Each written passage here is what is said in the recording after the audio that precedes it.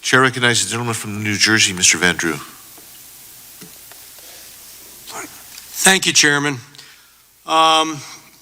First of all, Mr. Dunn, as everybody else has said, and I know we've been repetitive, but it really is heartfelt.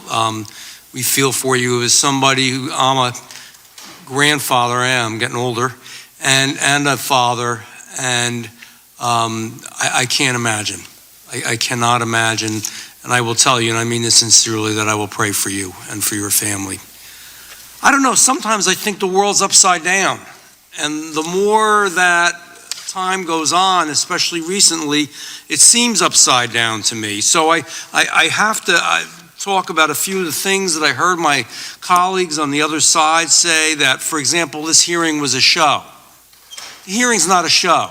In order to determine how to effectively fix something, you have to study it, you have to learn about it, and you have to hear about it.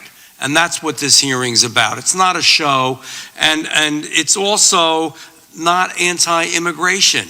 None of these Republicans, and I'm sure none of the Democrats, are anti-immigration, but we are anti-illegal immigration. There is a difference. There is the rule of law. I don't know where we've lost that, and that's what I mean by the world being upside down. The rule of law, that you follow laws and things happen in a certain way.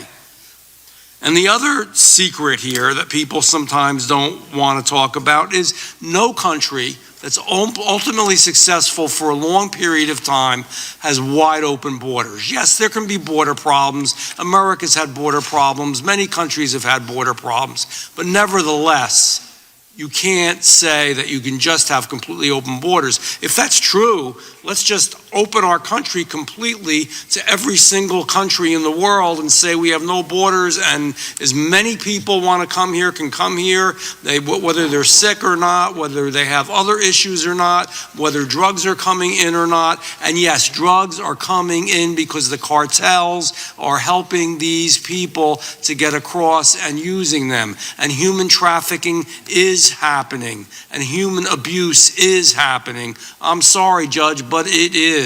And if you talk to people down there, I know the people you talk to don't see it and hear it, but the people that I do, and we're going to go again real soon, do see it and hear it. It's true. It's real. And you know, I kind of empathized with the Sheriff Daniels, when you spoke about Secretary Mayorkas, because I've had the opportunity to ask him questions a number of times when I was on the Homeland Security Committee, and the guy doesn't tell the truth. Nobody wants to say it openly, but I will. The guy's a liar. He does not tell the truth. And when he tells you he's going to look at something, he doesn't. When he tells you he's going to do something, he doesn't. When you show him a video of terrible things happening, once it was a video of a young officer actually saving somebody's life that was drowning, and they found out that it was a drug dealer whose life he saved. By the way, the officer died. That's the truth. The truth is we have a problem. And the truth is that we need borders that are effective, and we need borders that are sealed. And the truth is, it is Biden's. I'll be the partisan one here. It is Biden's problem, because in 2 years it's radically changed. When President Trump put together a strong array of immigration policies at stemming the flow of illegal immigrant crossings, there was so much of a reduction. It was so much safer. It was getting better. It was working. And you know what? Legal immigrants don't like the illegal immigration. They don't want to be mixed into that. And his very first day in office, President Biden decimated this process. He ignored the experts.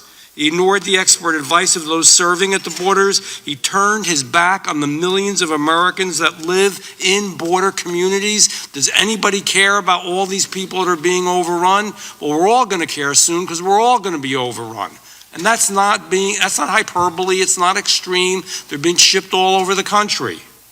He ended the construction of the wall. He refused to deport any illegal immigrants for the first 100 days, so he terminated the declaration of a national emergency at the southern border, all in one single day.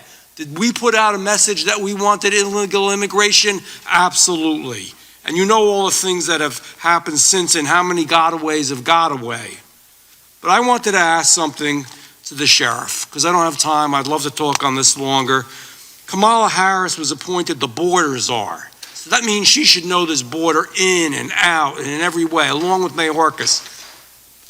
Has she? Have you had a lot of interaction with her? I'm done talking, but can he answer that at least? Yes, gentleman's time has expired. You may answer that question. No. No.